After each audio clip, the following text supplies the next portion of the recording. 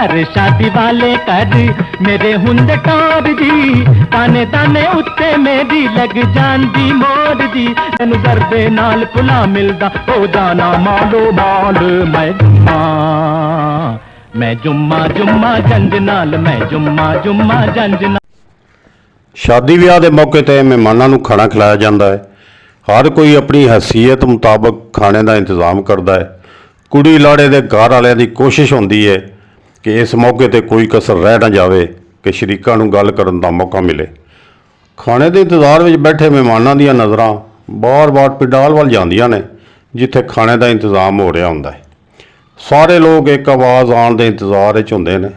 बस वो आवाज़ लगन की देर होंदी है और पासे अफरा तफरी मच जाती है। भागम भाग हर कोई पिंडाल वाल दौड़दा है।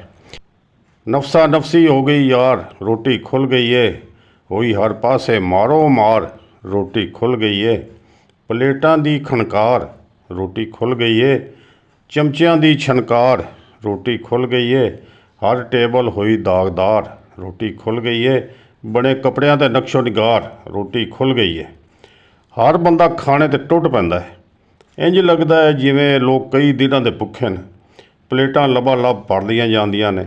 सब नूं पता भी हुंदा है कि बंदा उन्ना ही खा सकदा है जिन्नी पेट च गुंजाइश होवे, पर पता नहीं फिर भी ये लोग क्यों वध वध के बोटियां फड़दे ने। कई चावलों ते पे लड़दे ने। पई प्लेटां दी झनकार हुंदी है। इत्थे शादी दी अजब बहार हुंदी है। शादी ते जेड़े मेहमान ने आंदे भुखियां वांग वो खाना खांदे। रोटी ते हमले लई फौज तैयार हुंदी है। इत्थे शादी दी अजब बहार हुंदी है। पंजाबी दी एक मिसल मशहूर है, ढिड रज्जे ते अखां भुखियां। ये मिसाल इस मौके ते खूब फिट आंदी है।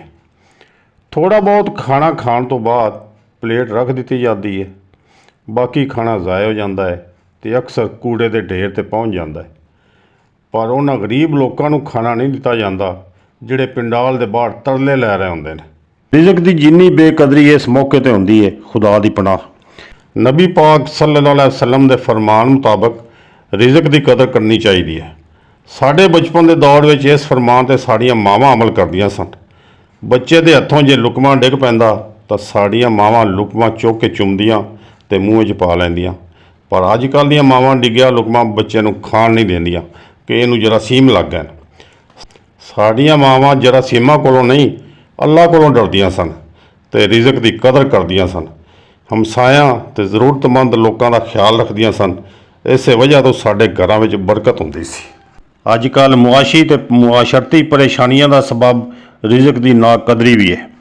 अजकल फालतू खाना जरूरतमंदां या हमसायां नूं देण दी बजाय फ्रिजां विच रख लिया जाता है या छाण बूढ़े वाले नूं वेच दिता जाता है। शादी विआह के मौके पर खाना ज़ाया करने वालियां नूं कुड़ी मुंडे के माँ प्यो का एहसास करना चाहिए कि वह बेचारे पता नहीं किस तरह औखे हो के खाने का इंतज़ाम कर रहे होंदे ने। शरीके की लड़ाई विच उन्हां नूं नीचा विखाण की बजाय उन्हां दा साथ देना चाहिए।